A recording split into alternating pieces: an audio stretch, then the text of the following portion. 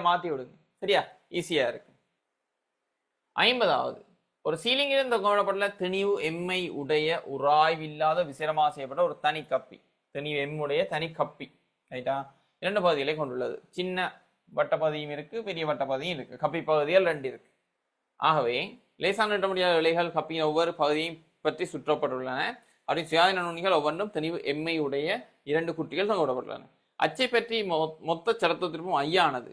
ரைட்டா? கப்பியின் சடத்துவ திருப்பம் தான் சொல்றாங்க. கப்பிக்கு மூணிங்கள்னாலே எம்ஆர் வர்க்கத்தினால் தரப்படுகின்றது. குற்றிகள் ஓயிலிருந்து விடுவிக்கப்படும் போது கப்பியின் கோண ஆரம்புகள். ரைட். ஸோ இந்த இடத்துல எம்ஜி தாக்கும், 2லையும் எம்ஜி தாக்கும். விசை என்றதை தாண்டி எனக்கு வந்து முறுக்கம் தேவை, முறுக்கத்துக்கு வந்து திருப்பம் தேவை.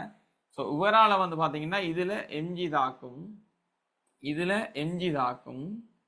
இந்த எம்ஜி காரணமாக ஆர்எம்ஜி, இந்த எம்ஜி காரணமாக R/2 இன்டூ எம்ஜி. ஸோ டோக் சமன் ஐஎல்ஃபா தான் நான் பாவிக்க போற சமன்பாடு. டோக்குக்கு வந்து வலஞ்சொலியாக போட்டேன்னு சொன்னால் எம்ஜி இன்டூ ஆர் சய எம்ஜி இன்டூ இவரால வந்து எம்ஜி இன்டூ R/2 எதிர் திசையில. ஐக்கு வந்து கப்பின்றதும் போட்டு மற்ற 2 திணிவுகளுக்கும் வர ஐயையும் I2 I3 என்று கூட்டுவோம். கப்பிக்கு வந்து 3/4 MR வர்க்கம். தனித்தனி திணிவுகளுக்கு என்னன்னு சொல்லி வரும்? M into R வர்க்கம். ரைட்டா? M into R வர்க்கம்.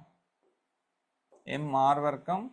இவருக்கு வந்து பாத்தீங்கன்னா M into R/2 முழுவதையும் வர்க்கம் என்றா R வர்க்கத்தின் 4 into alpha.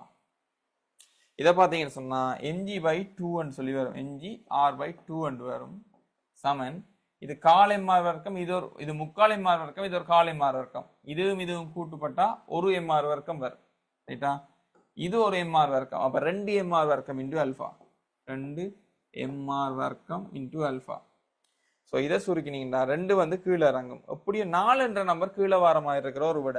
இது இல்லை, இது இல்லை, இது இல்லை, இது மட்டும்தான். 4 என்ற நம்பர் அல்பாக்கு நேரெதிராக 2 கீழே இறங்கிச்சுன்னா 4 கீழே வார மாதிரி இருக்கிற ஒரு நம்பர். ஸோ விட 4வது விட.